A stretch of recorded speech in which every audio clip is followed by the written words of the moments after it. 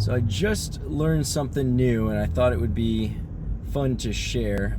Something I found very interesting. A study that linked purchasing habits and variety, or at least in this instance, what they did is they had a grocery store in which they set up a sampling table, where you try, whatever the product is, and on one day, or I guess in one of the groups, one of the test groups, I don't know if it lasted a day or a week or what have you, but for the first test group, it was a sample spread of 24 different types of jams.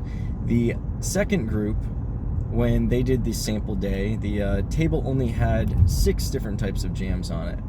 And then what they did is they'd give out a coupon to whoever came by the table off that, whatever the jam product was, for them to spend on whatever flavor they decided they liked. And they tracked the coupons, and they had coupon A and coupon B. Coupon A would be going out for the day with, the 24, coupon B for the other. What they found is very interesting.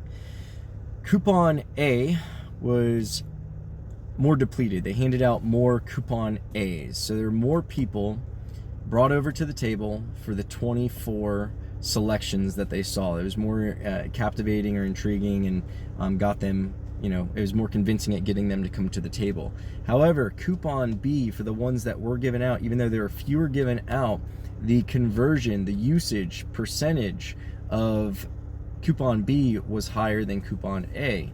So while what you could deduce from that, arguably, is that while the added variety, the multiples of variety that coupon A people had, it also kind of led, even though it did contribute to them initially being attracted, it also led to maybe confusion on which product they would go for.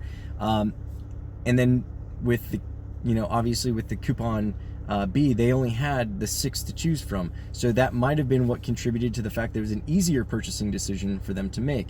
Now, this is not only interesting to think of next time you're in the supermarket, but when you're dealing with your customers, especially if you have a product or a service that has a lot of different variables, you might not want to show them all your jam. You might want to show them that you have all that jam, but a lot of seasoned and trained salesmen will tell you that you're going to want to kind of guide them to maybe 3, or in this case 6, probably no more than that, options that you think fit their needs based on A, B, and C. And it just comes down to a simple decision of you want the gold, platinum, or diamond package, whatever you're presenting to them.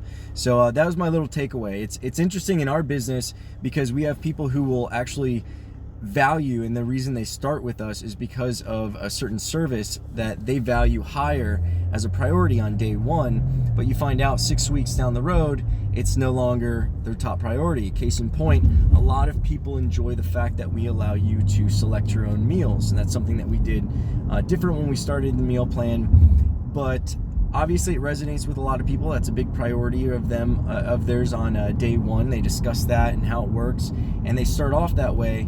But we found that by the time they get to week 6, they have about 70% of them about 70% of them have converted to an automation program where the system picks for them based on dislikes, allergies, and I'm sure the fact that they've had a few experiences with us and they trust us more and they trust the food a little bit more, those variables kind of come into play because they get a little bit more perception and experience than they had when they were making the decision on day one. But they find that the convenience aspect is actually the feature that they're going to prioritize 6 weeks later, when the novelty of picking your own food wears off and it comes down to the reality of being a busy person and it now seeming inconvenient to have to pick your food. So thankfully we have that automation program set up where you could just put in your dislikes and allergies and previous order history, and it'll pick pretty intelligently for you. But it's interesting because you wouldn't buy a Camaro with a V8 and a convertible and then 6 months down the road go to your dealership complaining about the fact that it can't tow your yacht.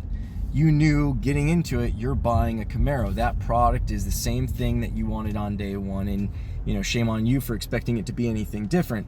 However, with some products or service, you have to be keep in mind that people's priorities on day one might not be what they are later on down the road. And also, as human beings, unfortunately, we think we know what we want.